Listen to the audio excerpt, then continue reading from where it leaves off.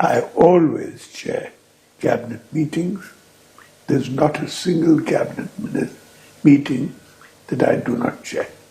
So, you're in your 6th term. The party has not known anybody other than your father or you leading it. Is there a succession plan on in the party? I've said repeatedly that the successor will be decided by the people of the state. That is the natural result of these things. You are not grooming Mr. Pandian to take over from you? I can't understand these exaggerations. You may have noticed that he's not even standing for elections. That's true, but he has called you his guru and he does call himself your shishya, and he has said that he's completely influenced by your ideals, and he has learnt from you, and he says that whatever he does is something that he tries to do what you do in life.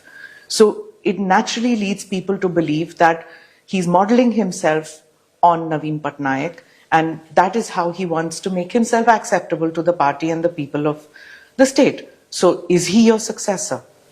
He is not my successor, and I see all of this usually as exaggerations and falsehoods. So do you not speak to your colleagues about how you want the party run in a, God give you long life, but in a post-Naveen Patnaik scenario? They see how the party is being run, and the party is being run for the service of the people of Odisha and will continue to do so. So, Mr. Modi and you, I come back to what you said about him. You've had very genial relations in the past with him, so much so that even this year he spoke about his friendship with you. He used to see you as probably in the past or in the recent past as a gentle titular head of the party. But these recent remarks by the BJP and Prime Minister Modi, the BJP says it is for the well-being of the state that these attacks are being made on you because they see you as incapable of leading your party. What do you have to say about that? As you can see, I've been in politics for the last 27 years. I was given the position of president of the party 27 years ago, and I've been running it, I think, well since then, and will continue to do so. So your style has been completely different from that of your father. When you took over, there were similar kind of remarks that you're an isolationist, you don't mingle among the people, you refuse to change your style. You continue to be a very personal person who you don't meet with many people. Do you think that that has hurt your political career in any manner? I mingle with people the whole time. As you could see in the past months, all I've been doing is mingling with the people of the state. Sir, a veteran Odia journalist, Ravi Das, said, and I'm quoting, Pandian takes care of Naveen Patnaik like a son. But he calls this arrangement, and I quote again, extra-constitutional. And he says, you may love him, but can that be a reason to put him above BJD leaders? Is what the Odia journalist vocalized, something which is spoken in the corridors, but Odia people, being gentle, non-gossipy kind, don't say it openly. But this is something that many media people say this. How do you react to this? I find all of that, to be honest, quite nonsensical. So you don't think that BJD political leaders should take supremacy over somebody who was in the bureaucracy, who's not born in this state, though has adopted this state as his own? Don't you feel that your party colleagues who have given their blood, sweat and tears for the party should have more say in party matters as compared to Mr. Pandian? Party members certainly have a great say. They have high positions, they're ministers, they're the people's representatives. They hold all powers that they should in a democracy.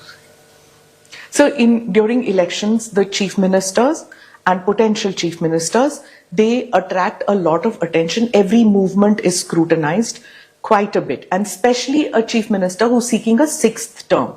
So when these viral videos came out, and when there is only one person who's seen very close to you, if that person is a cabinet secretary, a principal secretary, it's his job, it's his duty to be close to you. But if that person is neither a politician nor a bureaucrat now, I think it's open game, isn't it, for other political parties to attack that person, or do you feel it's unfair? I think after resigning from his post as an officer, he has clarified that he has joined politics. Right. So in the past, your party gave issue-based support to the BJP. Has the recent week where there's been such acrimony between you and the BJP, or rather between your party and the BJP, does that acrimony now shut doors on this issue-based politics if the NDA was to need that support? Let me clarify that I have never shown acrimony to anyone in public life. And when support is required, we will judge our appropriate position. Right. Are the fissures between your party and the BJP too deep now to be mended? Let us see what the position will be in the future. That will be the judge of future events. So we just a couple of days, just one round of polling left and a couple of days for results.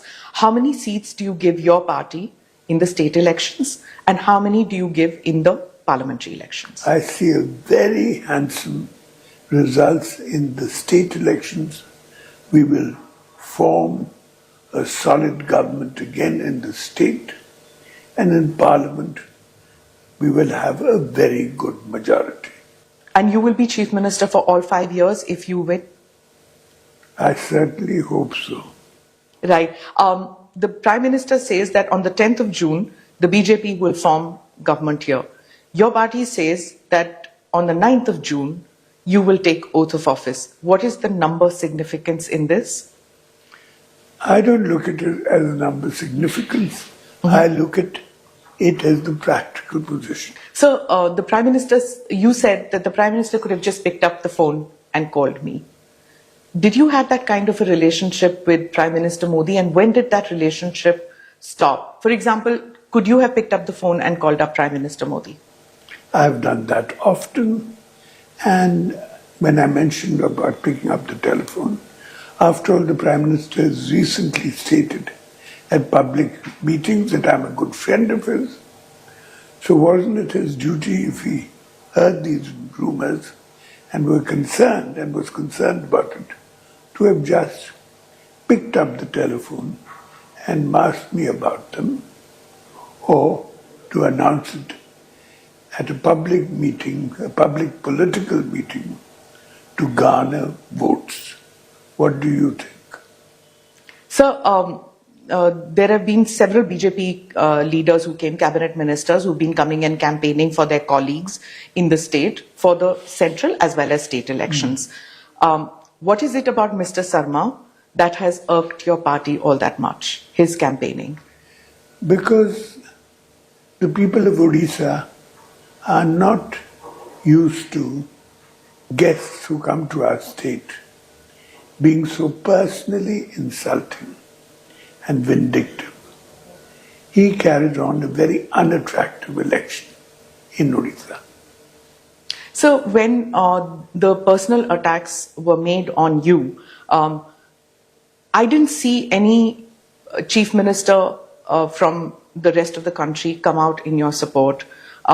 There was a time when you had personal relationships with Ms. Jayalalitha, with Mr. Modi when they were chief ministers. They always spoke in your support. You used to speak about them.